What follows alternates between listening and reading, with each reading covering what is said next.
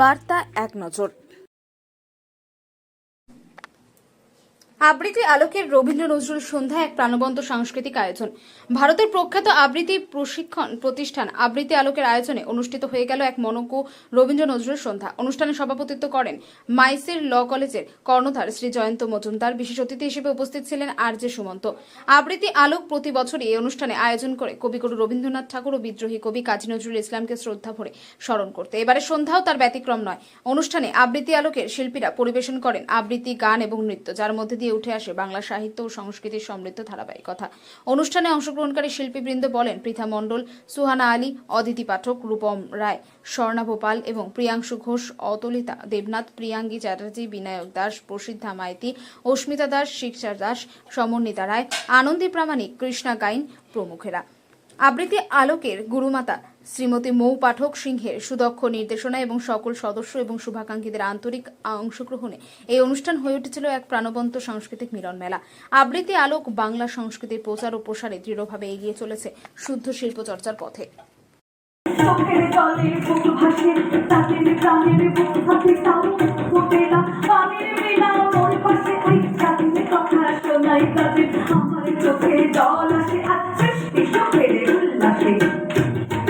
আসলো সংখ্যালঘু, আসলো নিকট, আসলো শকুন, আসলো বাধা ভক্ত হারা, কামলা গাজর উচ্ছ্বাসে ওই আসলো হাসিতে শিউলি শিখে, আসলো শিখে কাছে আসছে চোখের উল্লাসে।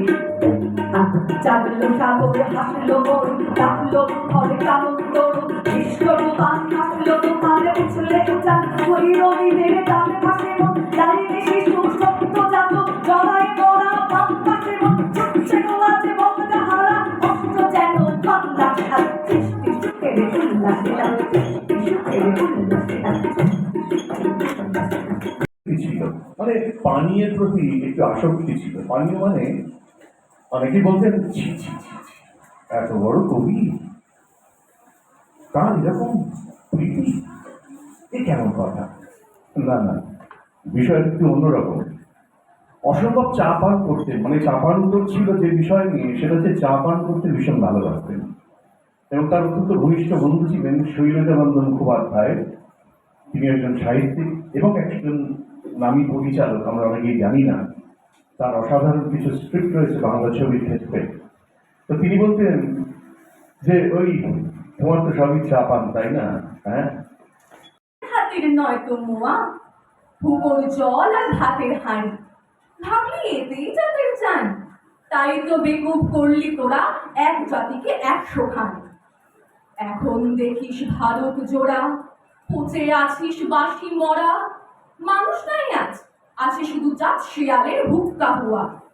জানিস না কি ধর্ম, সে যে বর্ম সহ সহনশীল, তাকে কি ভাই ভাঙতে পারে ছোঁয়াছুঁয়ির ছোট্ট ঠিক? যে যার ধর্ম ঠুনকো এত, আজ নয় কাল ভাঙবে সে তো, যাক না সে যার জাহান নামে।